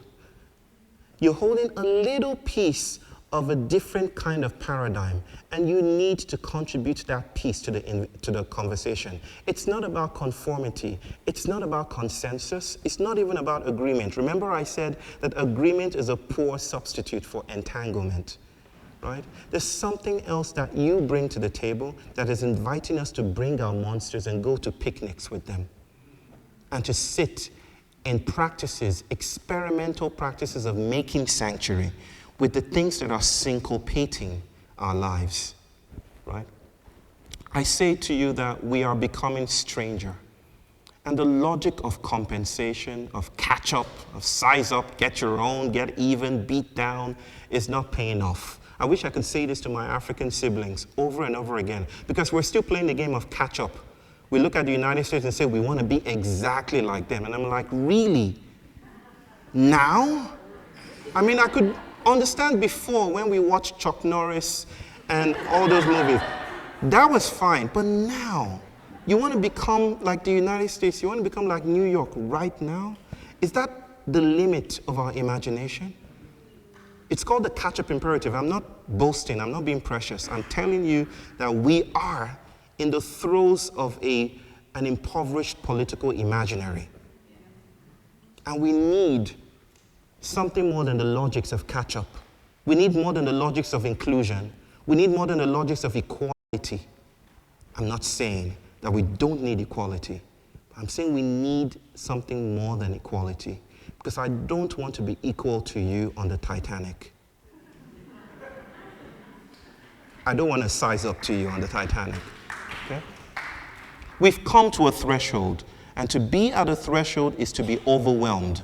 But the thing here, as I told my people a while ago, to be overwhelmed is a gift. It's a sign that your body recognizes at a molecular level that where you are can no longer host your well-being, right? We know it in a guttural way. We don't always know how to articulate it. But when we feel overwhelmed, it means the logic of our containment is not enough. It's the way our bodies speak back to us, that even if we catch up, even if we send another minority to the White House, maybe that's not enough. Maybe we need to think beyond these dynamics, this notion of progress. Maybe we need to lose our way. Maybe this is why the Yoruba people say, in order to find your way, you must become lost, right? That in becoming lost, we might process new realities. Lostness is not just vanishing. Lostness is walking around in circles. It's betraying the linearity of the highway. That's what lostness is. And that is why we need the carnival. And I'm not saying the carnival, this is where it all comes to. This is what it all comes down to for me, in a sense. I'm not speaking about the carnival as an event. We are in carnival right now. And I'm trying to say the carnival is an ongoing disruption of continuity. It means that we're all holding the excessiveness of our times. We're all navigating what it means to hold all of this. The anxiety, the Middle East, saving the planet, all of this is excessive. It's too much. But it's not meant for you to resolve. That's why I'm saying to you, the response to are we free, me saying, no, you're not, is actually a gift to you. I'm trying to say it's not up to you. It has never been up to you. I'm sorry. I'm like the reverse motivational speaker.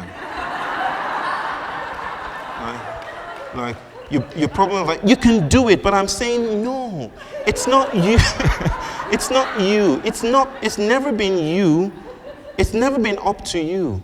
Right? That is useful within a modernist framework, but not in a post-humanist world where whales and trees and ancestries and landscapes and potatoes. Oh, I wish I told you the story of how potatoes actually changed Europe, actually changed an entire continent.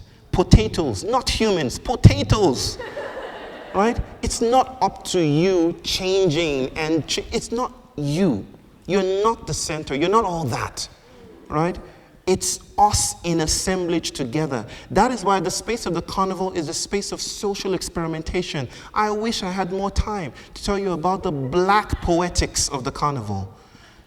The way the carnival is a space of shared experimentation, of staying together, of lingering at the riverside until we see what else happens. It's not a solution, folks. This is not a solution. It is far from being a solution. But maybe as Kea continues to teach us, it's not the solutions we need right now. It is inquiry. It is shared humility. It is coming together and saying, I have not figured this shit out, but together, maybe if we linger and host the monster together, our monsters, these syncopating forces that I'm yet to actually treat, maybe if we stay together in this way, new possibilities will visit us. And maybe that is why the water is not in the way. The water is not in the way. The water is the way. That story of Moses, that I heard as a child growing up, Moses and the Hebrews at the waters, just at the edges, and Moses is looking, and the Egyptians are coming, and he doesn't know what to do. And it's almost as if God speaks to Moses in that moment and says, come on, man, what are you doing? Keep walking. And Moses is like, well, there's all this water in front of us. There's nowhere else to go. And God is like, Maybe your image of water is getting in the way of water itself. Where did you get your image of water? Water misbehaves. Water is not the thing you think it is. So play and experiment with these autistic edges. Only an autistic moment would have led Moses to keep walking. That was an autistic politics right there. Because you don't walk into water except you have an autistic perception. Unless you look away at water, unless you look at it differently, will you say, okay, let's keep walking, right? And the water parted. I don't care whether it's mythological or folklore or whatever. The point here is that there is a stranger abundance than our notions of penury and scarcity teach us. There's a lot more to do, folks, I assure you. But it's not left to you. You have to be called into it. And I feel we all are called into it. Just remember Kea and his advice to me, that there are things, certain things I have to do that you know nothing about. I think it's time we listen. Thank you.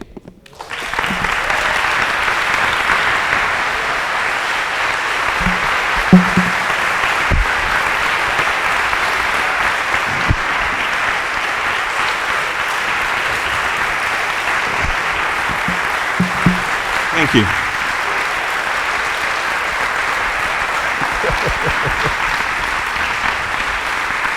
Thank you. Thank you.